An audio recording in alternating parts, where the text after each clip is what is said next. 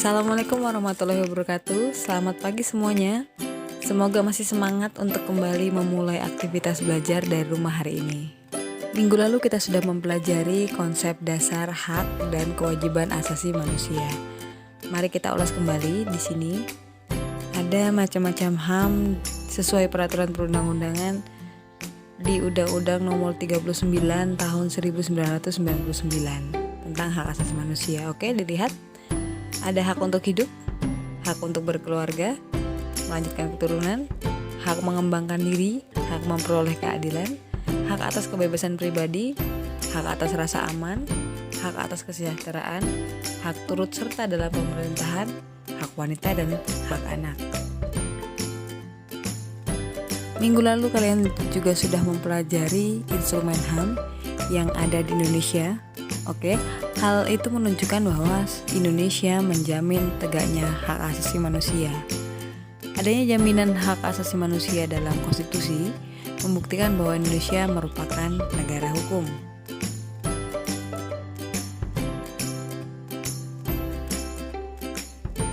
Setelah minggu lalu kita membahas mengenai konsep HAM dan kewajiban asasi manusia, saatnya minggu ini kita masuk ke dalam materi kasus-kasus pelanggaran HAM dalam perspektif Pancasila.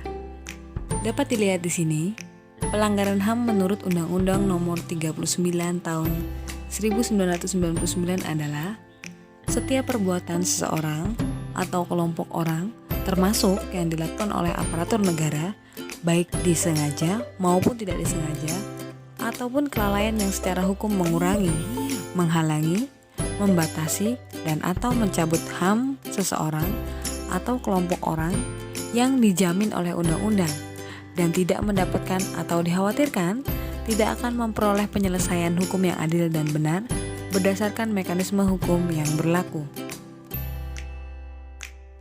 Pelanggaran HAM berdasarkan sifatnya terbagi atas pelanggaran HAM berat dan pelanggaran HAM ringan. Pelanggaran HAM berat yaitu pelanggaran HAM yang berbahaya dan mengancam jiwa manusia. Sedangkan pelanggaran HAM ringan yaitu pelanggaran HAM yang tidak mengancam keselamatan jiwa manusia, akan tetapi dapat berbahaya jika tidak segera ditanggulangi.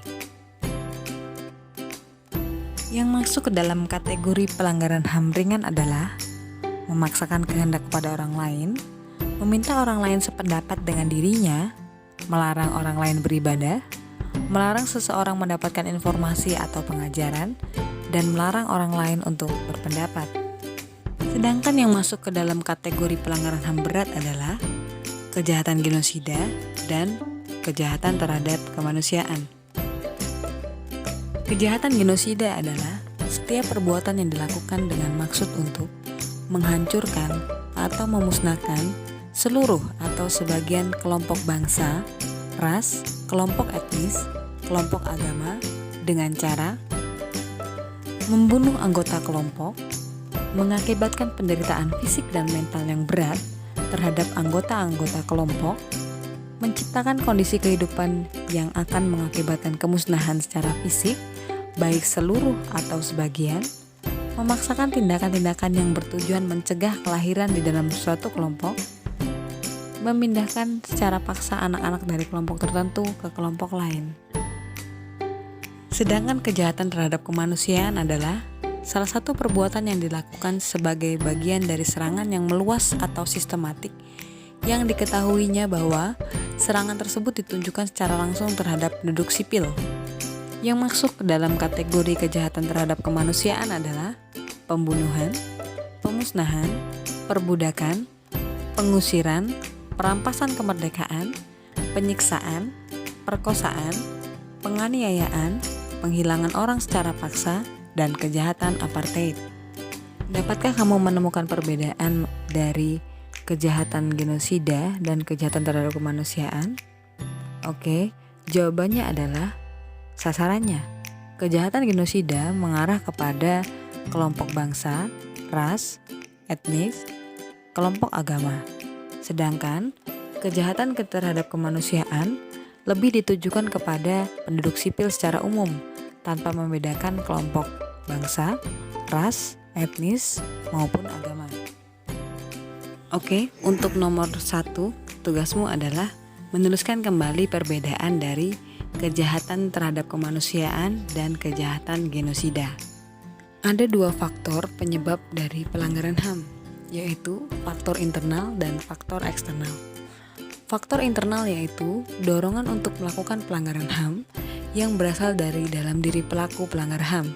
Di antaranya adalah yang pertama, sikap egois atau terlalu mementingkan diri sendiri. Sikap ini menyebabkan seseorang selalu menuntut haknya, sementara kewajibannya sering diabaikan. Seseorang yang mempunyai sikap seperti ini akan menghalalkan segala cara agar supaya haknya dapat terpenuhi, meskipun cara tersebut dapat melanggar hak asasi orang lain. Yang kedua, rendahnya kesadaran HAM. Rendahnya kesadaran HAM biasanya dibarengi dengan kurangnya pengetahuan mengenai hak asasi manusia. Hal ini akan menyebabkan pelaku pelanggaran HAM berbuat seenaknya dan tidak mau tahu bahwa orang lain pun mempunyai hak asasi manusia yang harus dihormati. Dan yang ketiga adalah sikap tidak toleran. Sikap ini menyebabkan munculnya saling tidak menghargai dan tidak menghormati atas kedudukan atau keberadaan orang lain. Sikap ini pada akhirnya akan mendorong orang untuk melakukan diskriminasi kepada orang lain.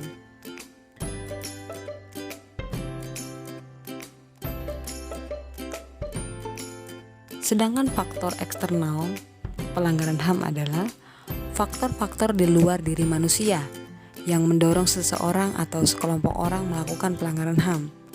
Di antaranya adalah penyalahgunaan kekuasaan, ketidaktegasan aparat penegak hukum, penyalahgunaan teknologi, dan kesenjangan sosial dan ekonomi yang tinggi.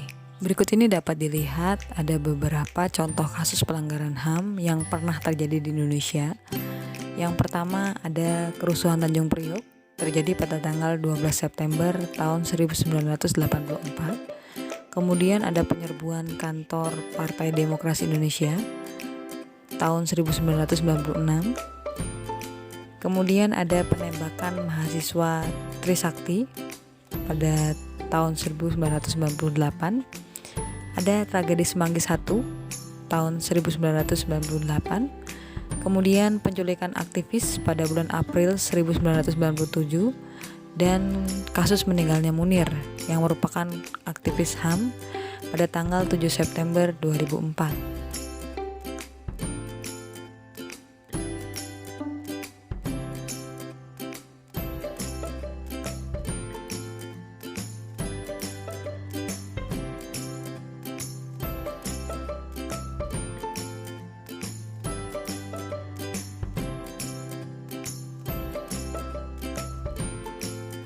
Demikian materi kita untuk minggu ini. Sampai jumpa minggu depan. Saya akhiri. Wassalamualaikum warahmatullahi wabarakatuh.